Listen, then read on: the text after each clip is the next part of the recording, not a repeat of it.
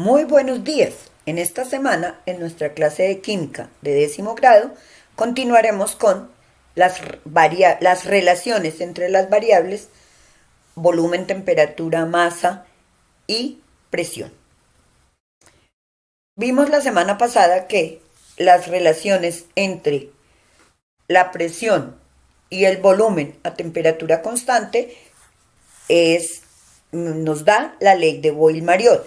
Es decir, allí encontramos que la presión es inversamente proporcional al volumen, que a medida que aumenta la presión, disminuye el volumen en un proceso isotérmico porque es un proceso a temperatura constante. De allí encontramos la ley de Boyle-Mariot. Tenemos un ejercicio aquí, a presión de 17 atmósferas, 34 litros de un gas a temperatura constante, experimenta un cambio ocupando un volumen de 15 litros. ¿Cuál será la presión que ejerce? Encontramos la ecuación de Boyle-Mariot, que es presión 1 por volumen 1 es igual a presión 2 por volumen 2, y despejamos de allí la incógnita que es la presión en el punto 2. Nos da 38,53 atmósferas. De allí podemos deducir que si nosotros disminuimos el volumen, aumentamos la presión, y que si aumentamos el volumen, disminuye la presión. La otra relación que alcanzamos a trabajar era la relación entre el volumen y la temperatura, que es la ley de Charles.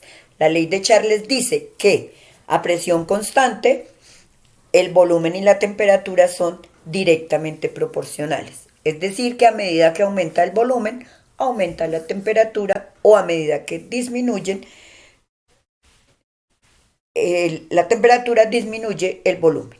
Hicimos la misma ecuación, la misma relación, teniendo en cuenta que el volumen es directamente proporcional a la temperatura, y para que haya una igualdad necesitamos una constante de proporcionalidad, que en este caso la vamos a llamar K. Como K1 y K2 son iguales porque están sobre la misma línea recta, es decir, tienen la misma pendiente, entonces podemos deducir la ley de Charles.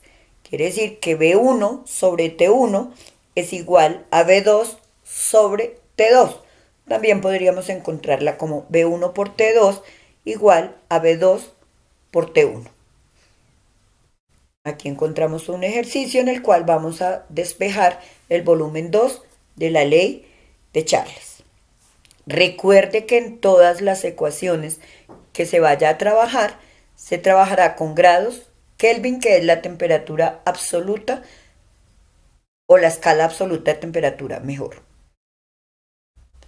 La otra ley que dedujimos es la ley de Gay-Lussac.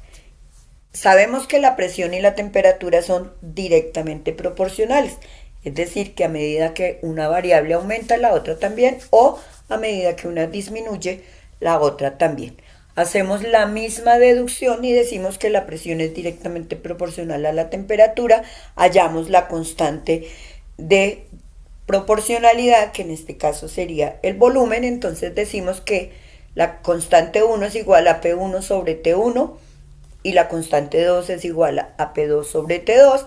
Como las constantes son iguales porque están sobre la misma línea, sobre la misma pendiente, entonces podemos deducir que P1 sobre T1 es igual a P2 sobre T2, o P1 por T2 es igual a P2 por T1, que es la ley de Gay-Lussac. Estamos hablando de presión y temperatura en dos puntos diferentes, y este proceso a volumen constante se llama un proceso isocórico. El proceso a temperatura constante es un proceso isotérmico, y el proceso a presión constante es un proceso isobárico. Aquí encontramos un ejercicio. Recuerden siempre que debemos mantener la temperatura siempre en las mismas unidades. Entonces pasamos los 392 grados Fahrenheit a Kelvin para que se pueda utilizar la ecuación. Encontramos otra ley, que es la ley combinada de los gases. Combina las tres expresiones anteriores y nos da que P1 por B1 por T2 es igual a P2 por B2 por T1.